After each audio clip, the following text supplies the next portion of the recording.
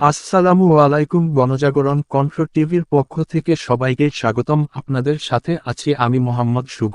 দিনাজপুরের নবাবগঞ্জে বজ্রপাতে প্রাণ গেল ছেলের, হাসপাতালে চিকিৎসাধীন বাবা।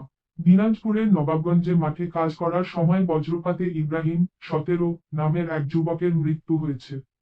এই ঘটনায় তার বাবা গোলাম উদ্দিন 45 আহত হয়ে হাসপাতালে চিকিৎসাধীন রয়েছেন। আজ বৃহস্পতিবার 29 আগস্ট দুপুরে উপজেলার দাউদপুর ইউনিয়নের মালদহ গ্রামের মাঠে এ ঘটনা ঘটে। নিহত ইব্রাহিম ও তার বাবা গোলাম উদ্দিন ওই এলাকার স্থানীয় বাসিন্দা। স্থানীয় দাউদপুর ইউনিয়নের চেয়ারম্যান হাবিবুর রহমান বিষয়টি নিশ্চিত করেছেন। পরিবারের বরাত দিয়ে চেয়ারম্যান হাবিবুর রহমান জানান, প্রতিদিনের মতো আজ বৃহস্পতিবার সকালে বাবার সঙ্গে মাঠে কাজ করতে যায় ইব্রাহিম। দুপুরের দিকে হঠাৎ করে বিকট শব্দে মাঠে বজ্রপাত ঘটে।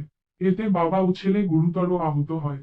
পরে স্থানীয়রা ঘটনাস্থল থেকে গুরুতর আহত অবস্থায় তাদের উদ্ধার করে দাউদপুর উপস্বাস্থ্য কেন্দ্রে নিলে কর্তব্যরত চিকিৎসক ছেলে ইব্রাহিমকে মৃত ঘোষণা করেন। আহত বাবা গোলাম উদ্দিনকে সেখানেই প্রাথমিক চিকিৎসা দেওয়া হচ্ছে। জানতে চাইলে স্থানীয় দাউদপুর ইউনিয়নের চেয়ারম্যান হাবিবুর রহমান জানান, দুপুরের দিকে বজ্রপাতে ইব্রাহিম নামের এক তরুণের মৃত্যু হয়েছে। নিহতের বাবা গোলাম উদ্দিনকে প্রাথমিক চিকিৎসা দিয়ে নিজ বাড়িতে ফেরত পাঠানো হয়েছে। আপত্তি না থাকায় পরিবারের কাছে ইব্রাহিমের মরদেহ হস্তান্তর করা হয়েছে।